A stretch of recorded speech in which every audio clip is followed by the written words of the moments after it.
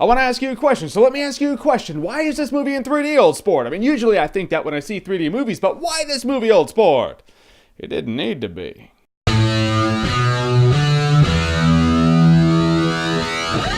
The Great Gatsby. You like my miming cigarette? Don't smoke, kids. It's bad for you. So The Great Gatsby is based off of a book that Andy Kaufman himself read to a crowd of people because they all wanted him to impersonate Latka and he hated Latka, so he did it out of spite. And that's what I know about The Great Gatsby. So in this movie, Tobey Maguire plays this would-be author. He works on Wall Street and he lives next to Gatsby. Gatsby's played by Leonardo DiCaprio and he throws these big parties, is really lavish, and you're like, this guy, he's like the Hef of his time. So Hef, I'm pretty sure they were the same age at the same time. But he's doing it all to catch the eye of this chick that he kind of has history with, and she's married to Joel Edgerton. Now we have our premise. And Leonardo DiCaprio, great in this movie. He's one of the best actors in the business because we're supposed to root for Gatsby, so you're like, oh, Leonardo DiCaprio. We innately want to root for him. Look at that mug. Dude is awesome. If there is one dude to root for, it is Leonardo DiCaprio. We were all one hair away from rooting for him in Django Unchained. We're like, oh, DiCaprio, but wait.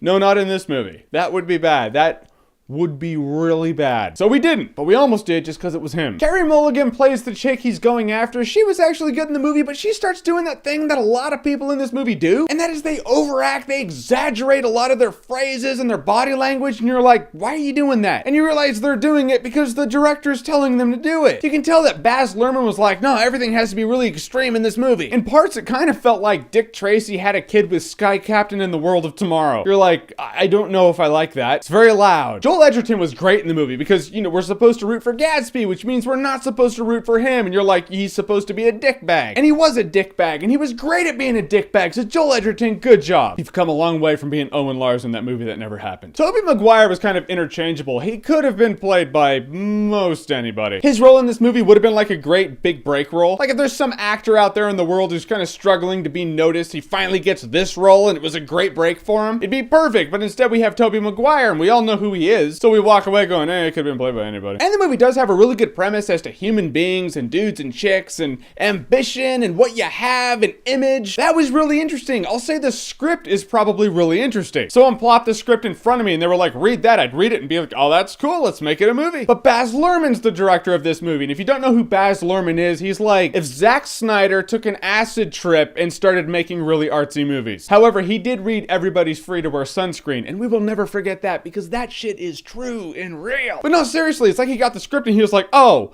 we'll make this a movie. But first, let's drop some acid.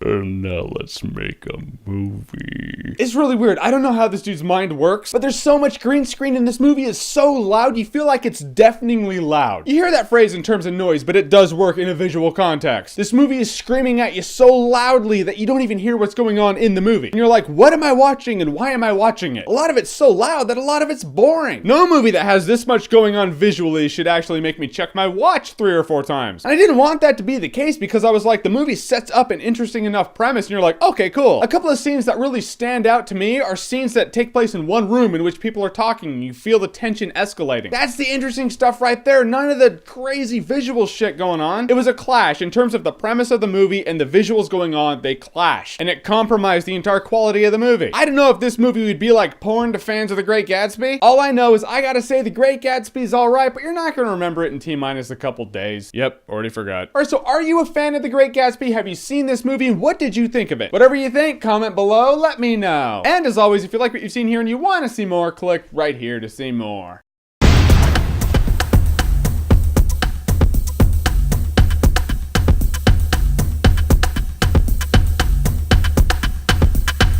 In The Great Gatsby, I can't even say that. In The Great Gatsby, why can't I say that? In The Great Gatsby, Tobey Maguire. In The Great Gatsby, fuck. I can't say that. I can't link that shit together. In The Great Gatsby. This is fun.